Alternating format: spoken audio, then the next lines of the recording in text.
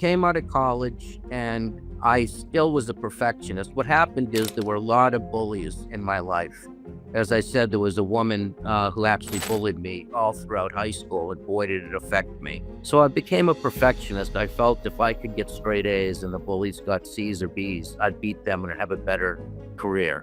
Came out of college, went into the family business, worked really hard, and was tremendously successful. But the perfectionism caused me to work 70, 80 hours a week, and eventually I burnt out. And I had a terrible nervous breakdown at the age of 36. At the time, I wanted to kill myself, and it was really, really rough. Exercise is the fastest thing you can do to go from unhappy and depressed to feeling a whole lot better. So there are a lot of different exercises that we can teach ourselves so that we become happier and more successful at the same time. Yeah, and whether, again, I want to repeat, there's so many different things that somebody can do, but movement, just movement of your body, whether it's walking or it's walking on the beach or it's going on your bicycle or it's going to the gym, anything that has to do with movement has been proven. Welcome to Inside Personal Growth Podcast. Deep dive with us as we unlock the secrets to personal development, empowering you to thrive. Here, growth isn't just a goal, it's a journey. Tune in, transform, and take your life to the next level by listening to just one of our podcasts. Well, welcome back to Inside Personal Growth. This is Greg Voisen, the host of Inside Personal Growth. And joining me, Todd, where are you at today? I never know. You get around a lot. I'm at Foxborough. Hi, Greg. Foxborough, Massachusetts. Okay. So we're going to be talking about finding happiness. This is Todd's book. And I also want to hold up his workbook too, because both of these, as I've said before, are downloadable at his website for absolutely no cost, because he wants to help make as many people happy as possible. And this book, Finding Happiness, One Man's Quest to Beat Depression and Anxiety and Finally Let the Sunshine In, was co-authored with Howard J. Randkin, PhD as well. Well, Todd, welcome back to the show again. Thank you for taking this time to be on and talk about happiness. As you and I have discussed, the loneliness epidemic is really, really a big challenge. And I wanted you to kind of tell the listeners your story, how this became such a passion for you to attempt to help as many people find happiness as possible. Because I think if they hear it from you, you describe yourself as the chief happiness officer. I'd love for you to tell them your story and why you're so committed to this. Greg, it's always great to be on your show. You know, I grew up and I was always very embarrassed with the things that I did. For example, I went to a prom that a woman invited me to, and I actually wore boots, work boots. And then I pulled out the chair and she sat right on the floor. Boy, was I embarrassed. And I was bullied by a girl in high school. I came home almost every night to sleep at home when I was in college because I was so homesick. I came out of college and I still was a perfectionist. What happened is there were a lot of bullies in my life. As I said, there was a woman who actually bullied me all throughout high school, and boy, did it affect me. So I became a perfectionist. I felt if I could get straight A's and the bullies got C's or B's, I'd beat them and have a better career. Came out of college, went into the family business, worked really hard and was tremendously successful. But the perfectionism caused me to work 70, 80 hours a week. And eventually I burnt out. And I had a terrible nervous breakdown at the age of 36. At the time, I wanted to kill myself, and it was really, really rough. And then I had to look at myself and I said, I've got everything in life. I've got all the money in the world that I could possibly want. Got a wonderful son, a wonderful wife. And here I am. I wanted to kill myself. So I really had to ask myself, how can I change? I need to make a difference in my life. So that's really what the book and the workbook are about. Well, and it's so important today, Todd, as people move through life. I think we're like doing beings, right? We're always off to doing the next thing. How did this breakdown that you have become a breakthrough in your path toward real happiness because you not only had the breakdown, but then you were on medication. You had, this was a big issue for you, and it didn't just disappear overnight. You had to work at it. So, tell the listeners a little bit about the breakthrough, how long it took. Uh, I know you continue to work on it. We all do, because happiness is an inside job. The breakdown was really a breakthrough for me. And at the time, I had to ask myself, how did I get into this situation? And it really came through the perfectionism. Mhm. Greg, I needed to work almost every hour I possibly could to do the very best I could. And I wound up burning myself out. I came up with my own idea of why we all work so hard, and I call it the American success story, but the negative side of the American success story. My grandfather came over from Lithuania, and I know that he worked as hard as he possibly could and only looked at the things he was doing wrong so that he could try to have a happier son and a happier grandson. But Yeah. kids always do what their parents do. So my father worked very hard. He only looked at what he was doing wrong. I got in the situation working hard, only looking what I'm doing wrong. And if you're only looking what you do wrong and working hard, of course you're going to be successful, but are you going to be happy? Not at all. Well, you mentioned just prior to this about this perfectionism and how this has driven you, right? And how you work so hard and how these people bullied you and all these other issues. And if you were to look back, do you think that some childhood conditioning kind of shaped your adult expectations of happiness and success? Because it literally, you've already said in the first 5 minutes that, you were a perfectionist, you were bullied, you wanted to get A's, not C's, and you just listed all the things that would make a person pretty anxious, pretty, how do you wanna say, always on, they're just, it would be challenging because you gotta let your hair down sometimes and be yourself. Does that make Well, I mean, sense? yeah, I think it probably all started with my brother being maybe a little bit closer to my dad because he was older than me. So I think I started out trying to beat him in grades. And then, as I said, with the bullies bullying me so much, I definitely wanted to be as much of a perfectionist and do certainly better than they did. We also know that when you're playing sports and all of a sudden you get a goal and your parents, you know, run over to you and give you a high five, it sets up the idea that when you do great things, it's time to celebrate. So Mhm. that's how I really led my life, as much celebrating as I possibly could, and was willing to work as hard as I could to get to those levels.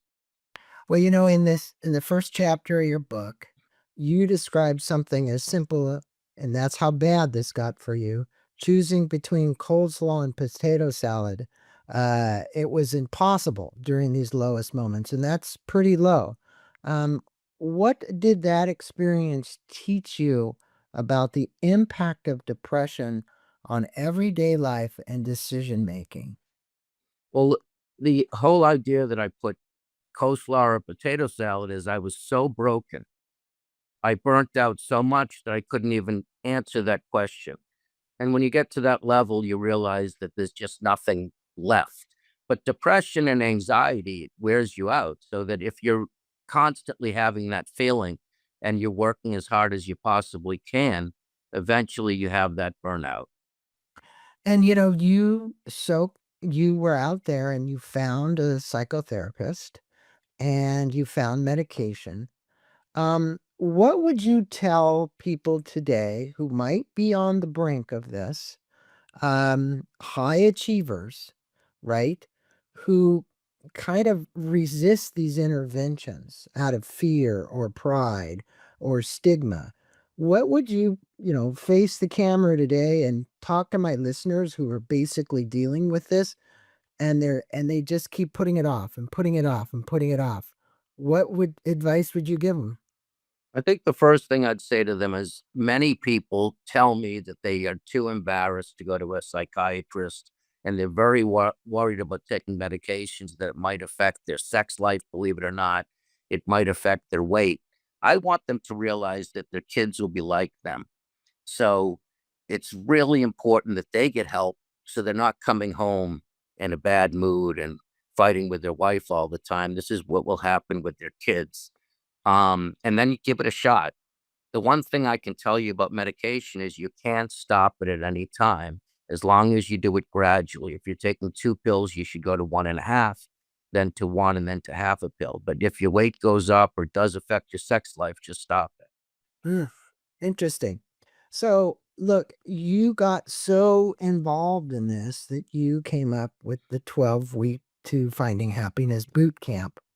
And your workbook introduces happiness as something we can train ourselves, which is actually quite an interesting concept, much like physical fitness. Why do you think that so many people believe happiness is passive versus circumstantial rather than practiced? Because I mean, most people are like happiness go, okay, I can go do yoga, I can go do a run, I can go do whatever that'll help me release the proper chemicals in my system. What else can people do? I know part of your boot camp includes that, but it includes other things as well. Well, I think that the most important thing is to realize that if you go and buy a beautiful car, you may be happy for a week or two, but we all can work on our happiness levels. For example, I start out with exercise. Exercise is the fastest thing you can do to go from unhappy and depressed to feeling a whole lot better. So there are a lot of different exercises that we can teach ourselves so that we become happier and more successful at the same time. Yeah, and in whether again, I wanna repeat, there's so many different things that somebody can do, but movement, just movement of your body, whether it's walking or it's walking on the beach or it's going on your bicycle or it's going to the gym, anything that has to do with movement has been proven. Dr. James Gordon, as I mentioned before to you, is a big one, and I think people might wanna look that up. Now, in week 2 of the workbook, you talk about feeding the mind. You obviously have been a big advocate of listening to, reading positive material, motivational material. What are some of the most powerful books and or recordings that helped you reframe your mindset during these times of deep, deep depression? Great question, Greg. I think the book that everyone should read is by Napoleon Hill, Think and Grow Rich. Mhm. It's fantastic. I really like also Tony Robbins, Awaken the Giant Within. Tony Robbins is the GOAT, the greatest of all time. Tony changed my life when I was 22. He's fantastic. Jim Rohn, The Art of Exceptional Living. Dale Carnegie, The Smallest and Most Incredible Secret. And I also, at the end of my workbook, I have 20 to 25 books listed. So you can take a look and, decide which one would be best for you. Great, and I would even add to that from an inspirational standpoint, because I know during times when I was challenged, I actually used to listen to Norman Vincent Peale tapes. And he was quite the, prolific, inspirational guy that I would go to. I'd listen to him when I was in my car, and he really helped a lot. So look, daily habits and practices. We know that Tiny Habits, JD Fogg, and all these people who've written about it and studied it, it's like, okay, I got to do simple things. And you talk about exercise in week 1 as our happiness plan. How did regular movement for you play a role in healing you and helping heal you and get out of depression, but not just physically, but mentally and emotionally? Well, I'll tell you, when I was in college, I was so stressed out that it was great that my dad saw how much I needed exercise. And we went to a gym when I was 19. And Greg, I've exercised 3 times a week ever since 19, and I'm 60 right now. but it's really the mental more than the physical. When I was running my business, we had over 700 employees. And often the same thing that one employee would do, the next one would do 10 years later. For example, an employee would tell a customer to F off, and that night the customer would throw a brick through the window. And 10 years later, the exact same thing happened. New employee tells the guy to F off, a brick through the window. And it just got really, really stressful. There'd be some evenings I'd leave work and I'd want to put my head through the wall.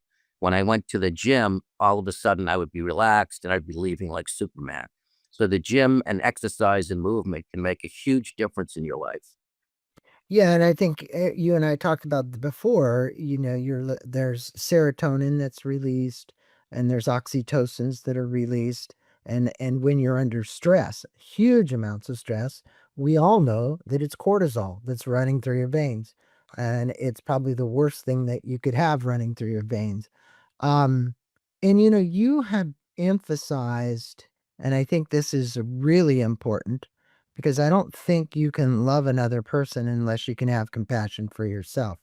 And in week 3 of your workbook, you emphasize this. What are some of the specific self-talk strategies and or affirmations that helped you transform that inner critic inside of you that basically turned him into an inner coach?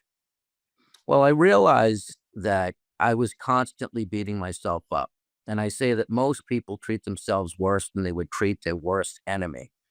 And so I decided that I needed to start making all of the things that I beat myself up with less uh, upsetting.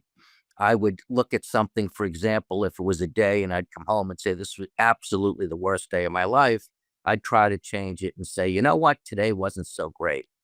And that really helped me.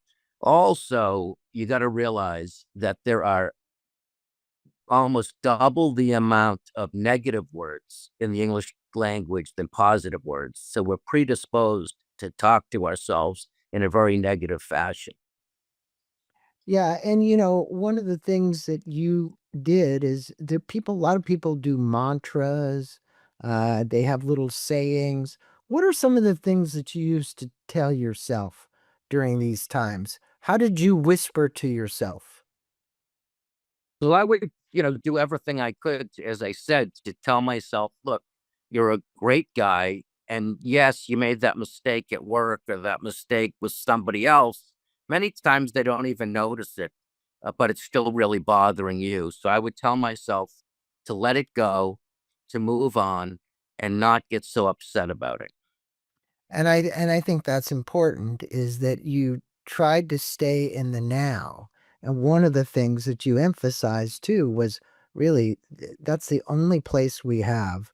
I think I said before that yesterday's a canceled check, tomorrow's a promissory note, but right now what you and I are doing here in this very moment is the only place we can stay. As a matter of fact, you know, Microsoft did studies on this early when people were using computers. And they said really multitasking is not something that one really has the ability to do. The mind doesn't have the ability to focus on 4 or 5 things at once. And the reality is, when you're running a business as an entrepreneur, that's frequently what you're attempting to do is you're juggling 5 or 6 or 7 things. But if you're going to do it right, you need to focus on one thing, do it right, and finish it. Now, I know for a lot of people listening, going, like, I got 18 million things open on my screen. Yeah, you do. And many of those things are what cause anxiety.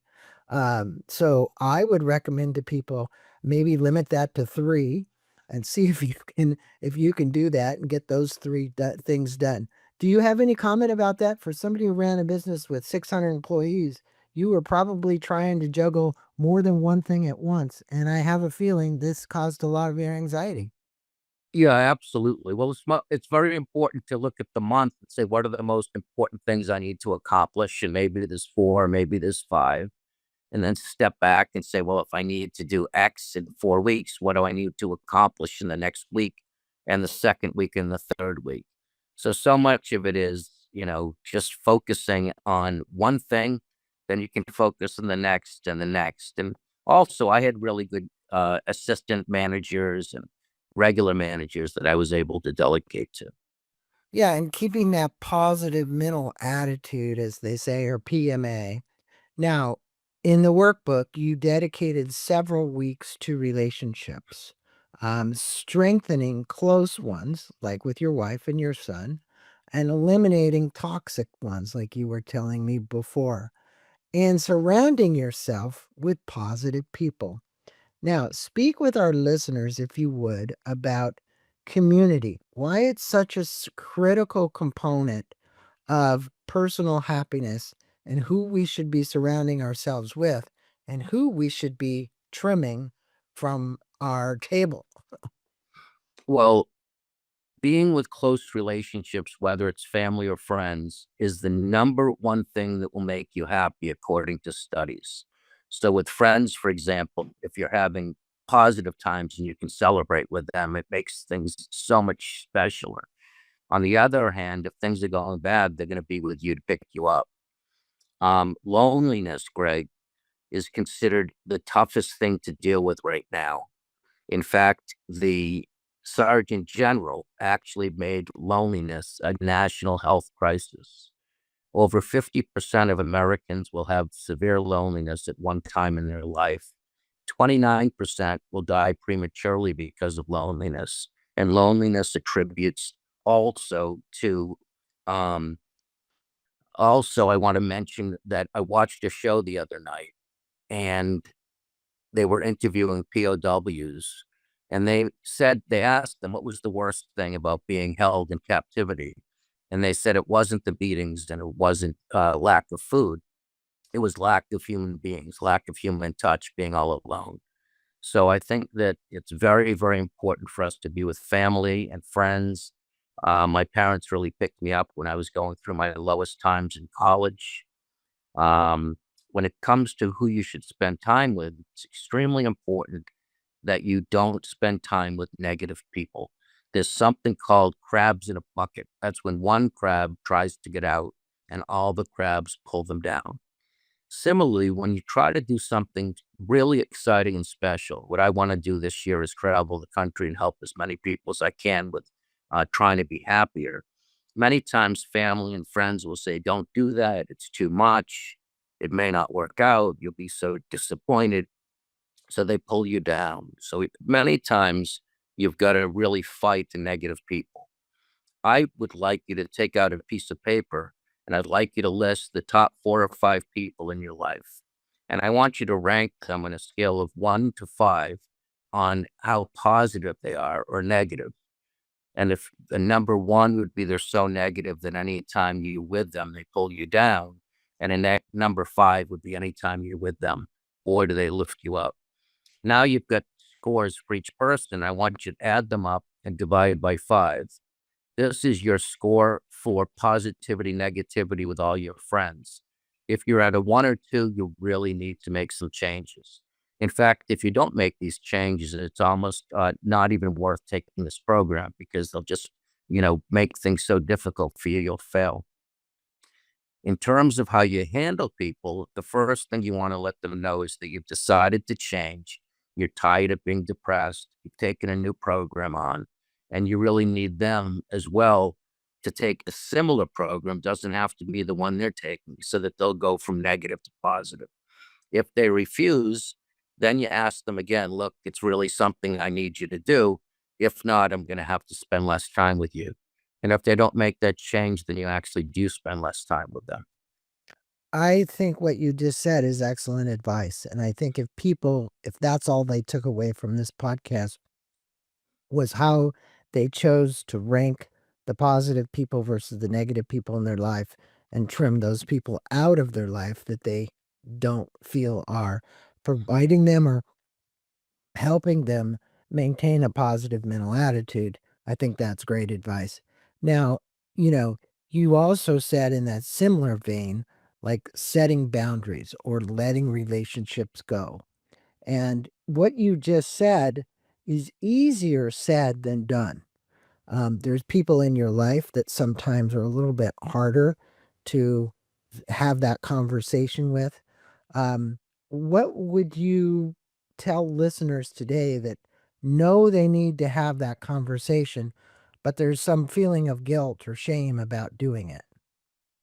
I think, again, first you need to realize that your kids will be just like you. So if you're always negative and fighting with people, your kids will wind up being like you. So I hope that motivates you to make these changes. It is difficult when you've had a friend for a number of years. Um, but ultimately, if they're pulling you down, you need to have these conversations and let them know you really need them to improve. They can improve. It's not like you're telling them, we're all done with you. There's a Right. wonderful quote. It says, letting people know that you're going to move on from them doesn't mean you hate them. It just means you love yourself more. That's a great quote. That's a great quote. Now, in your workbook, Playing to Your Strengths, um, this book, I want to hold it back up again, The 12 Weeks to Finding Happiness, of which we're going to have links in the podcast for people to be able to download these. But I want to ask you this. Why do you believe that most people overlook their strengths in favor of fixating on their weaknesses? And what did you discover about your own strengths during your recovery process?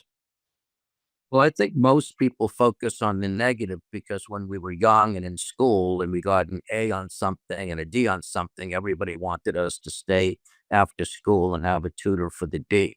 So everything we focus on is improving the things that aren't going as well. I learned in work that you could spend a lot of time with the employees who weren't producing as much and they wouldn't do that well. But you could take a person like my friend Anne Marie, who I felt had her plate full, she couldn't do any more, and I'd give her 50% more and she'd accomplish it. So we really need to focus on our strengths more than our weaknesses. And what I recommend when it comes to your strengths is to take out a piece of paper, write down the 5 or 6 things that you love to do the most, the 5 or 6 things that you think you do better than other people, and circle the thing that comes up on both pages. And that's really what you should be doing. That's what God meant you to do. That's what I call you're in your zone. Yeah.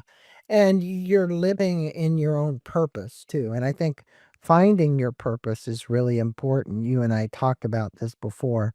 But if you have a purpose in like you do now to help people become happier, to talk to as many people as possible about what you went through, to let people understand and know that there is a way through and that you don't in a lot of cases have to commit suicide. I know you've been working with groups, the Women to Women program and so on, and helping women. Uh, you're helping women also as well as the in the sex trafficking from India. You really have something greater than yourself, and you've got a lot of gratitude. And I just want to acknowledge you for that and the things that you're doing to help people. But you mentioned in the book that finding happiness is a lifestyle, not a destination. And if someone's listening today and they feel stuck or sad or stressed or anxious, what would be the one small step you'd recommend that they take this week? And on that note, if this is a lifestyle, what did you change about your personal lifestyle during this period of reflection and depression and the ups and downs you were going through? Because you had to have made lifestyle changes. I would assume you weren't working 80-hour weeks anymore, so you cut back. You figured out a way to do that. What would you tell somebody who's on that path? The two most important things is to start to exercise because, again, exercise is the quickest way you can go from feeling down to feeling positive. And then it's being kinder to yourself. As I said, so many of us beat ourselves up. We even treat ourselves worse than we would treat our worst enemy. And so we need to, lessen the real tough times. For example, if you come home from work and you say, boy, that was the worst day of my life, we want you to say, geez, it wasn't so bad. The other thing is we want to make a list of the things that went well. We want to focus on all the great things in your life. So you're focusing more on the great stuff and less on the bad stuff. So that's one thing. Now, what did Todd change in his own lifestyle? I Well, hear their response. You man, look at you were 36, you had this breakdown, you ended up on medication, going to a psychiatrist, you were working 80 hours a week. There's no logical reason why that isn't what would happen given a guy who was a workaholic. So I mean, there are even full-on books written about workaholics. You obviously were one. You were also a perfectionist.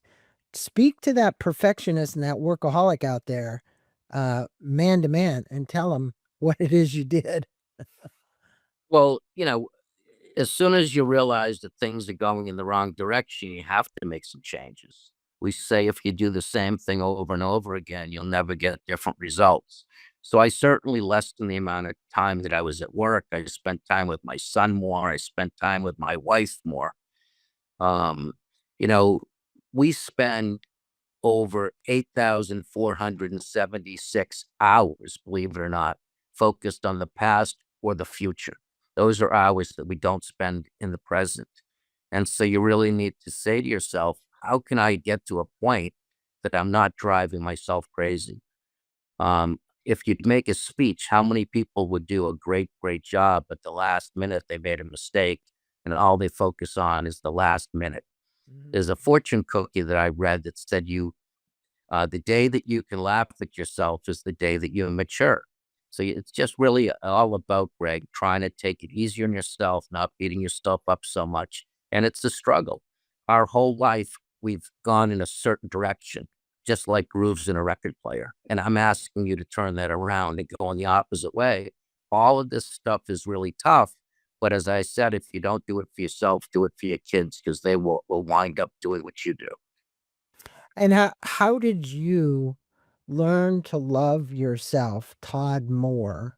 Was it through these actions of going to the gym? Was it through your affirmations? Was it through the combinations? Was there any one thing you did that made you feel better about yourself?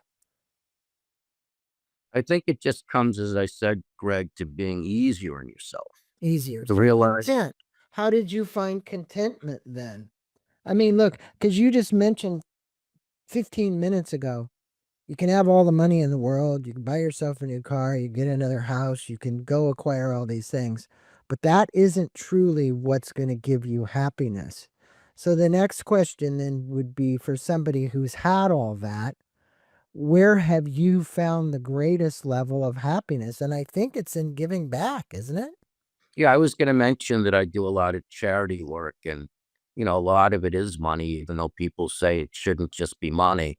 I love it. It's an addiction for me. I feel happiest when I'm actually, giving money to different charities and seeing the difference they make. I'm involved with a charity in India and Um, we actually rescue girls who have been sold into prostitution, young girls as young as 9 years old. Usually they're sold from their families. The family has too much kids, they need the money, so they pick one child and they sell them. We rescue them, we bring them into a beautiful home with other people who have been through the same experiences. And in the end, they become doctors and lawyers and parents, and it's a really beautiful thing. I'm also involved with a group in Boston. We bring 100 young women from 50 different countries in the world. And each year we teach them about leadership skills and communication skills so that they can be more effective back in their own countries. We feel like women are more likely to bring peace, whereas the men are all about war. I totally agree with you. And it wasn't that long ago at the Illuminate Film Festival that I saw a documentary about the sex trafficking of young girls out of India, where the families would sell them into those trades because they needed the money. One, and two. But I think what you're doing there to intervene, number one, it can be kind of dangerous work too. The people that are intervening and trying to get them out of the situation. But I applaud you because it's something that definitely needs to be done to give somebody not only just a hand up, but to change their life immensely. So thank you for doing that. Mhm. You know, do you want to say something else or no? No, Okay. So, um, I want to revisit this concept because we talked about it a bit and everybody hears about it. But in week 6 of your workbook, you talk about living in the present. Um, you know, what does that kind of look like for you, and how did you return to it when something like anxiety or regret begins to creep back in?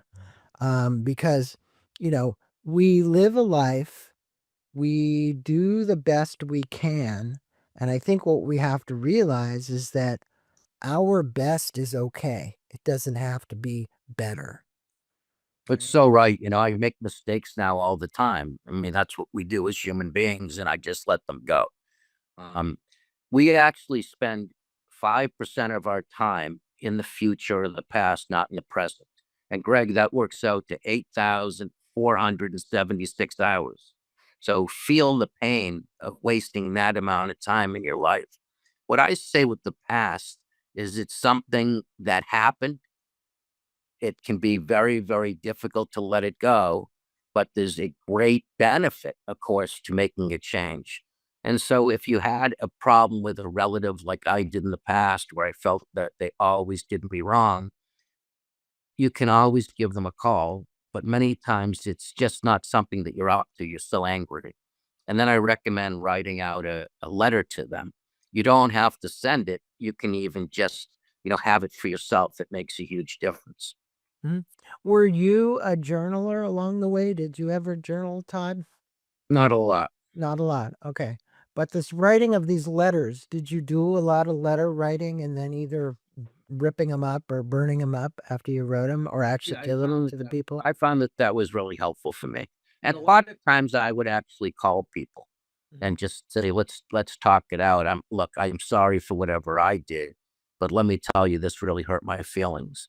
And they would always kind of be the same. It'd be fantastic at the end of the conversation. We'd feel much better about ourselves. It's all about communication, Greg. And it's often humbling yourself and admitting that you're part of the problem. And they'll come similarly and let you know how much they care for you and love you. So during this process, I think when some people that are out there listening right now and might be working a lot of hours and trying to excel and be the perfectionist and do the things that you did, yet they've ignored some very important relationships in their lives. So much so that they don't even know how to bridge back into that relationship, whether it's with a wife or a girlfriend or a son or a daughter or a mother or a father. It doesn't matter. What recommendation would you give for them to build the courage to build that relationship again, whether it be writing them a letter or just figuring out how to talk to them again? Because I think people who have been driven and are achievers, they frequently have this problem. It's very difficult sometimes to speak to the people who are closest to you. Mhm. But I think you got to sit down with them, let them know that you want them to listen to you, and let them know your feelings, that you're really not feeling very good about the relationship right now. Whatever you did to upset them, you're sorry, and explain what is bothering you about the relationship. Letters are great, but at the same time, they're not as good as a direct conversation.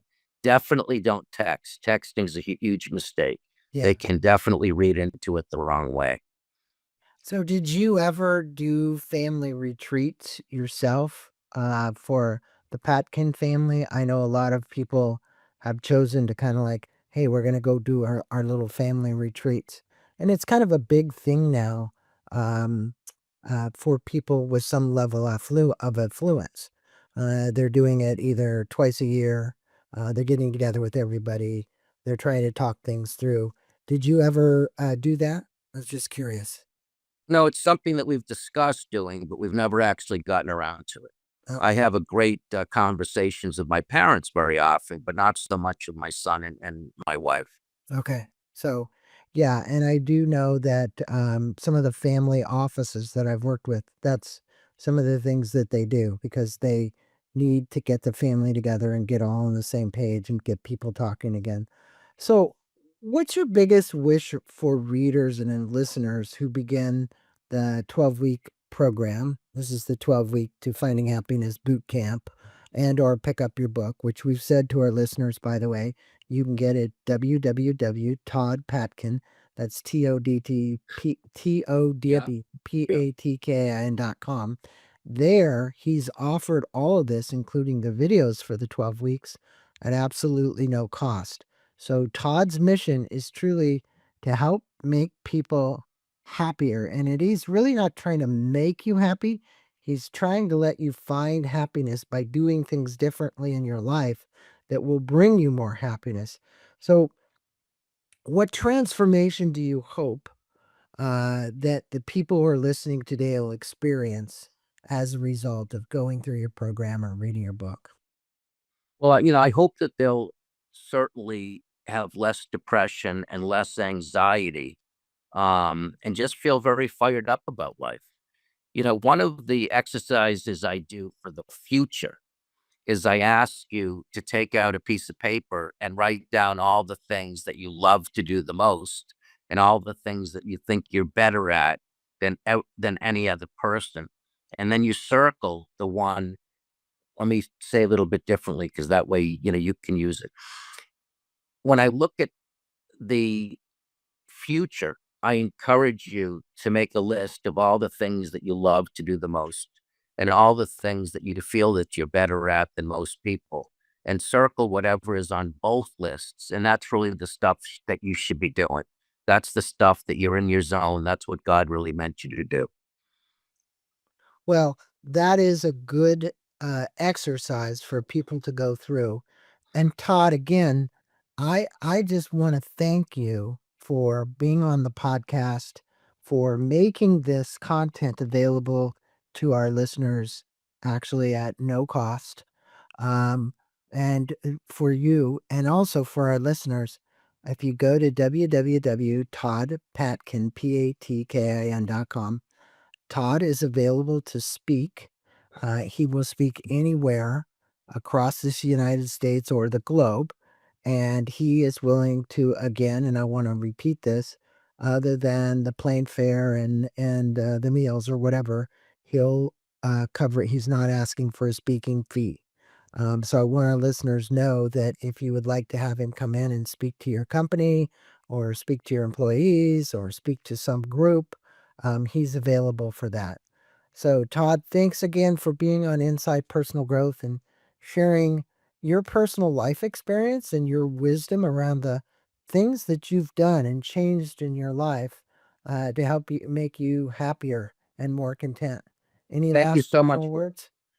Yeah, I just want to thank you so much. I want to wish everybody a happy life. And as Greg said, I'm happy to come out and speak to anybody who would like me to. That's a really not, very generous offer. Thank you, Todd, for being on the show. Thanks, Greg.